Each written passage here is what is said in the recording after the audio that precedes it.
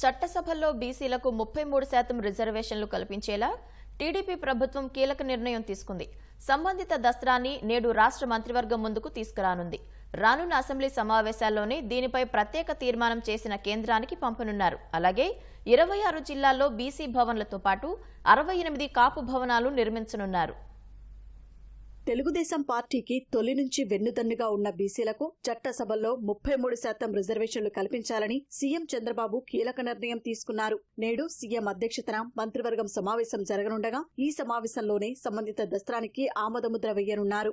రానున్న అసెంబ్లీ సమావేశాల్లోనే దీనిపై తీర్మానం చేసి కేంద్రానికి నివేదిస్తామని సీఎం చంద్రబాబు వెల్లడించారు. సచివాలయంలో బీసీ, ఈడబ్ల్యూఎస్ సంక్షేమ శాఖలపై సమీక్షించిన సీఎం 2014-19 మధ్య అమలైన ఎన్టీఆర్ విదేశీ విద్య, విద్యోన్నతి పథకాలను పునరుద్ధరించాలని అధికారులను ఆదేశించారు. ఎస్సీ, ఎస్టీ, బీసీ, మైనారిటీలకు ఎక్కువగా లబ్ధి చేకూరేలా పథక నిబంధనల్లో అవసరమైన మార్పులు చేయాలని సూచించారు. 26 జిల్లాల్లో బీసీ భవన్ల నిర్మాణానికి చర్యలు తీసుకోవాలని సూచించారు. బీసీ స్టడీ సర్కిళ్ల బలోపేతానికి 10 కోట్లు విడుదల చేయాలని ఆదేశించారు. అలాగే 56 బీసీ కార్పొరేషన్లు పునర్వ్యవస్థీకరించాలని అధికారులను సీఎం ఆదేశించారు. అలాగే జాతీయ వెనుకబడిన తరగతుల ఆర్థికాభివృద్ధి సంస్థ నుంచి బీసీలకు 100 కోట్ల మేర రాయితీ రుణాలు అందించేందుకు అవసరమైన రాష్ట్ర వాటా 38 కోట్లను వెంటనే విడుదల చేయాలన్నారు. గురుకుల విద్యార్థులకు వైసీపీ ప్రభుత్వం పెండింగ్ లో పెట్టిన 110 కోట్ల డైట్ ఛార్జీలు, 20.52 కోట్ల కాస్మెటిక్ ఛార్జీల బకాయిలను చెల్లించాలన్నారు. వసతి గృహాల్లో సాధారణ మరమ్మతులకు 10 కోట్లు, విద్యార్థుల సామాగ్రికి 25 కోట్లు, ప్రీ మెట్రిక్, పోస్ట్ మెట్రిక్ ఉపకార వేతనాల మంజూరుకు రాష్ట్ర వాటా 89.18 కోట్లు వెంటనే విడుదల చేయాలని ఆదేశించారు. చిత్తూరు, శ్రీకాకుళం, కర్నూలు జిల్లాల్లోని బీసీ భవన్ల పూర్తికి 8 కోట్లు విడుదల చేయాలని సూచించారు. బీసీ కమ్యూనిటీ హాళ్ల నిర్మాణంపైన దృష్టి పెట్టాలన్నారు.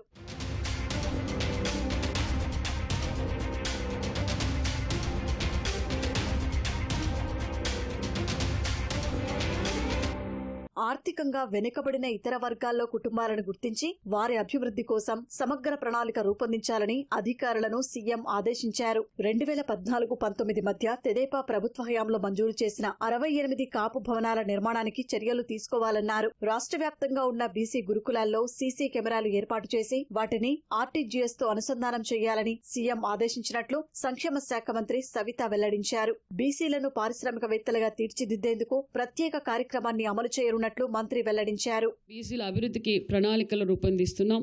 కమ్యూనిటీల వారీగా అభివృద్ధి ప్రణాళికలు రూపొందిస్తున్నాం. బీసీ ఉపకులాలు ఎక్కడెక్కడ నివసిస్తున్నారు, వారి వృత్తులేమిటి, వారి తలసరి ఆదాయం ఎంత వంటి వివరాలు సమగ్ర సర్వే చేస్తాం. ఆ సర్వే ఆధారంగా ఆర్థిక పరిస్థితి సమగ్ర కార్యాచరణ ప్రణాళికలు కూడా సిద్ధం చేయబోతున్నాం. జాతీయ బీసీ కార్పొరేషన్ నుంచి ఏటా 100 కోట్లు రావటానికి అవసరమైన మ్యాచింగ్ గ్రాంట్ కూడా మనం ఇవ్వబోతున్నామన్న విషయాన్ని కూడా తెలియజేస్తున్నాం. గత ప్రభుత్వంలో మ్యాచింగ్ గ్రాంట్ ఇవ్వకపోవడం వల్ల సెంట్రల్ నుంచి రావాల్సిన నిధులు ఉపయోగపెట్టుకోలేకపోయినాం. కానీ ముఖ్యమంత్రి గారు మ్యాచింగ్ గ్రాంట్ ఇవ్వడానికి కూడా సిద్ధమయ్యారన్న విషయాన్ని కూడా మీకు తెలియజేస్తున్నాం. బీసీల నుంచి ఇండస్ట్రియలిస్టులు వచ్చే విధంగా, ఇండస్ట్రియలిస్టులు తయారు చేసే విధంగా ఆత్మవిశ్వాసాన్ని నింపేలా కూడా ఎంటర్ప్రెన్యూర్ డెవలప్మెంట్ ప్రోగ్రామ్స్ కూడా నిరూపించబోతున్నాం.